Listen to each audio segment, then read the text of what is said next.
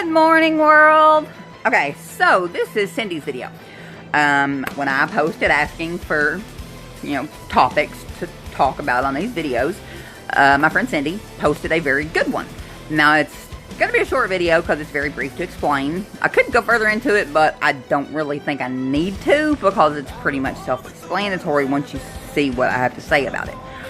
The difference in bipolar disorder and depression. Now, major depressive disorder is a serious thing. It's a very big problem. But it's a mouthful to say.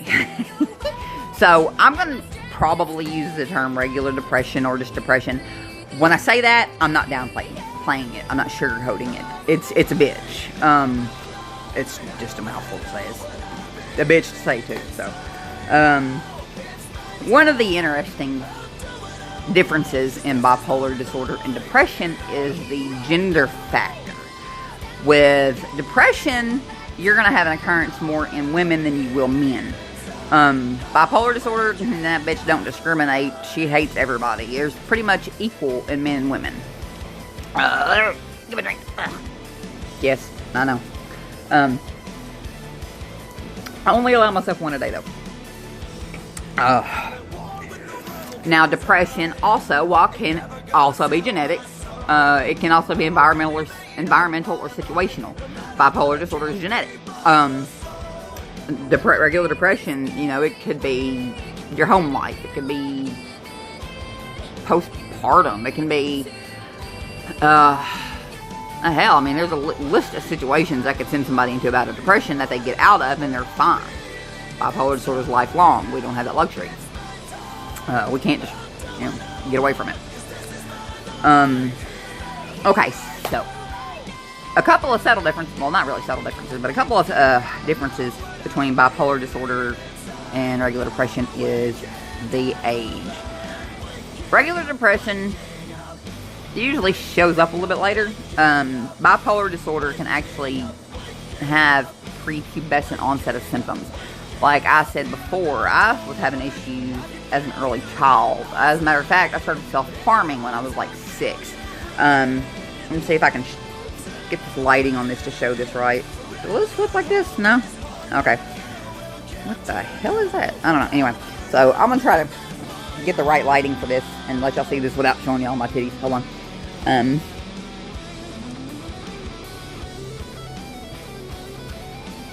You see my arm. The majority of my appendages look that way. I look like a cutting board. I'm working on a tattoo right now to cover up my forearm because the scars are probably a lot worse than what they look like on the video. I've got scars from my elbow to my wrist. And then I've also got that tattoo covering up where I slit my wrist.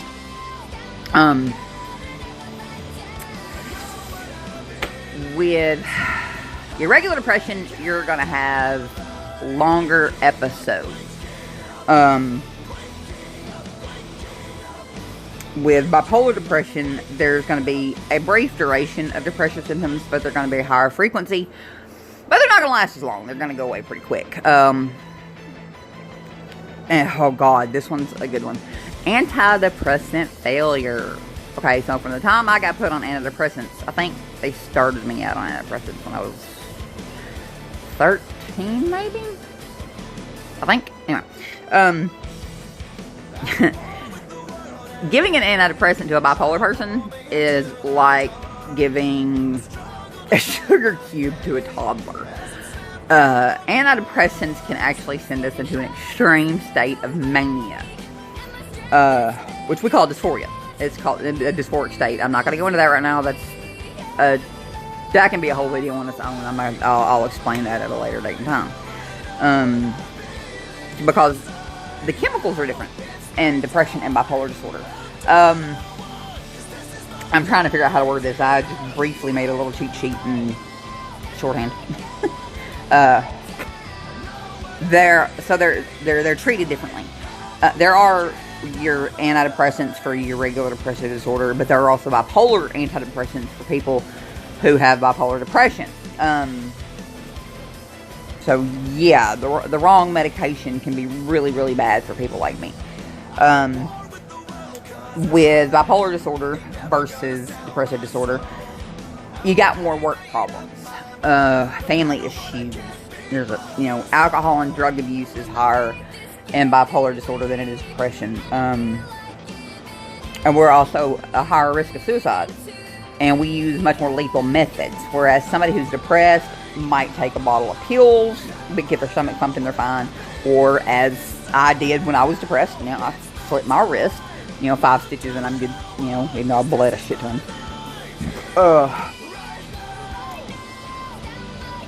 And then the truck incident, and when I held the rifle to my chin, I was in a very, very, very, very manic state. I was actually in that dysphoric state, which I was talking about. That's actually all for the cheat sheet. That's pretty, it's not a whole bunch. I also made a chart. I kind of made a chart. It's not very good, but it will explain things a little better. Okay, so we're going to go down here first with depression. With depression, you might start out at a normal level. Okay, this is the lateral line. This right here, whee, is your level mood, right? So with depression, you might start out, in a level mood and then start dropping. And then you could rapidly drop down into a really, really deep state of depression that lasts a long time. You see this right here, this could be weeks, months, days. It's just a very, very lengthy period of depression. And then you might come back up for a little while. And then you stay level for a little while, and then, you may drop back down again. And then you have another long period of depression. Since the periods are longer, there's not as many. And we're going to go up here. Okay. So, this is my mania chart. God. Okay, so, with mania, we might start out right here. Start out pretty level. And then we're going to go up. We could shoot up rapidly. We could shoot up, it could be a slow trickle. But eventually, we're going to end up here. And then, we could drop down to a level, level mood. And then have a little state of hypomania. The difference in bipolar 1 disorder and bipolar 2 disorder is this. I know we're on the depression subject, but I just want to go ahead and broach on this since I am actually showing this right now. This. People with bipolar 2 disorder, they never get out of this level. They never reach this level of mania, or this level of mania, or they say, down here.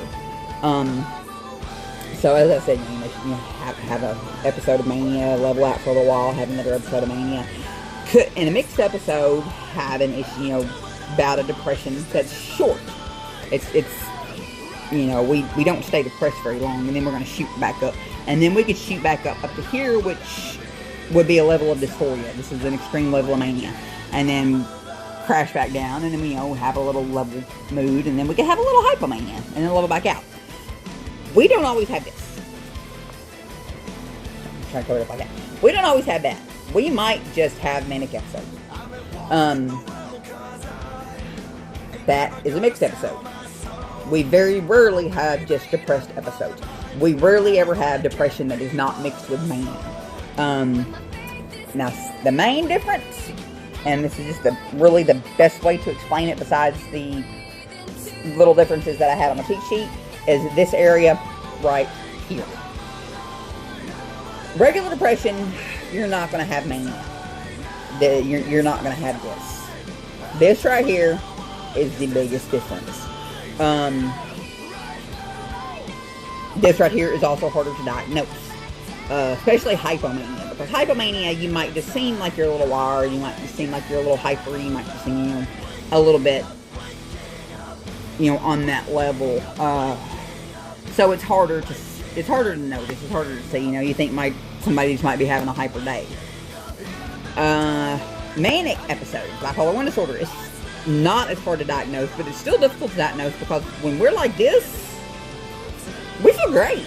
if things are going our way, there's no need for us to go to the doctor. We feel like fucking fine. Look at us. We're sleeping 3 hours a day. We're cleaning 3 houses, walking 50 dogs, running a political campaign.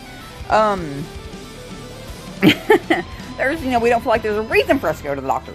Now, we hit here, that's a reason to go to the doctor, but by the time we get to that point, we don't see it. we're just lost. These, not so much here, but these episodes right here are usually when, you know, we have our delusions and our paranoia and our hallucinations. But these have to be synced to be diagnosed. There's a certain criteria that has to be there to diagnose somebody with bipolar disorder. And a lot of times, the only time we actually get checked out is when we're here. So it's a little harder. But yeah, so those are really the only differences between bipolar disorder and depression. It's just, you know, the chemicals and the episodes. Somebody who's in a depressive... Oh, shit. Somebody who has depression is not going to have mania. I mean, that's just the way it is. They're going to be depressed or they're going to be low. Bipolar disorder, up, down, up, down, up, down, up, normal, side to side, flip-flopping, somersaulting, and so all that shit. So yeah, so that's my video on the little differences on depression and bipolar disorder. I could go a little bit further into it, just like all my other videos, but I think I pretty well expressed it. Anyway, you know, questions, comments, down below, like, subscribe, share, you know the spiel. Mwah, I love you all.